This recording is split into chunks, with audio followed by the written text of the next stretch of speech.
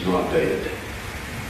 When we rehydrated it with normal saline, 72 hours at body temperature with slight, very gentle swirling, and put the white blood cells in a growth medium, 48 hours later, we did a chromosome count. I didn't. This was in Israel. It has 24 chromosomes only. All of us here have 46. Unless, there's a couple of genetic anomalies that make that different. But Christ received 23 from his mother and one Y, sex determining factor, from his father, who was not a human father. Because had he received that from a human father, it would have been accompanied by 22 autosomes. Now what this basically means is that his height, his eye color, his hair color, and all of this was supplied from the genes of his mother's gene pool.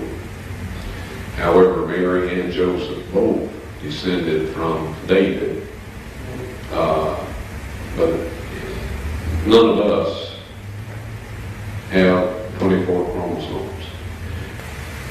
Well, they knew.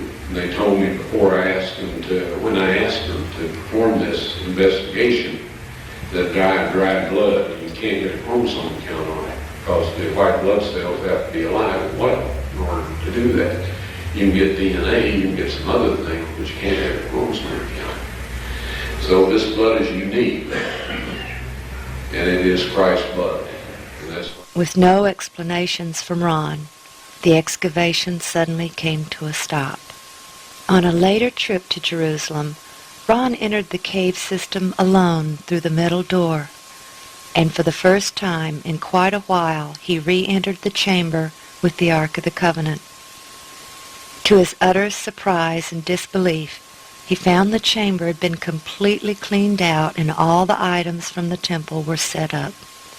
No longer was the Ark in the stone case. The chamber where I found the Ark of the Covenant has since been perfectly cleaned out. And the Ark of the Covenant, the table of showbread, the candlestick, the golden altar of incense, they're all set out as they were in the earthly temple, except that the Ark of the Covenant is setting against the 12-foot long and 18-foot wide or high wall. He found the original tunnel was also cleaned out, and he followed it to discover that it did indeed open into Zedekiah's cave. It was not the tunnel he and his crew had opened earlier. In the following years, Ron entered the chamber with the Ark a number of times. Yes, the tables of stone were found in the Ark of the Covenant. I removed them with the assistance of 4 angels who lifted the mercy seat, which I would estimate weighs about 900 pounds of solid gold. And one of these angels told me to take the tables of stone out of there. He said God wants everyone to see those. And so I took them out, backed up, stood there, frozen in place, and I just can't describe my physical state or mental state or anything else. If I didn't have some physical evidence to prove it happened, I'd think I had a dream or something. But anyway, they're on a stone ledge right in the same chamber. That's where the angel put them after I handed them to him. I didn't know what to do with them. And I was told that these are to be presented with the blood evidence when the mark of the beast law is passed or enforced. Now, I know everybody wonders about what it is, the mark of the beast. You've heard all kinds of rumors, stories, and all this. I'll tell you quick and simple. If you keep the 10 Commandments that God wrote upon those tables of stone, and about which he says in Psalms 89 and 34, those of you that are writing down text, you'll want this one.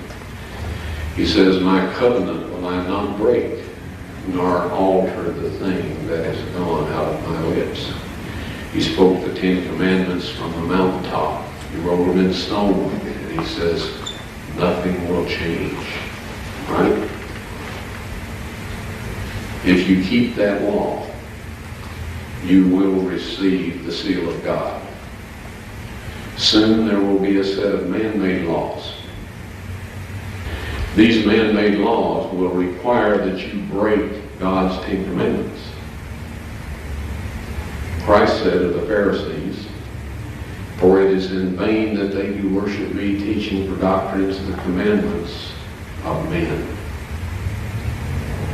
If you keep those man-made laws and break God's 10 Commandments, you will receive the mark of the beast.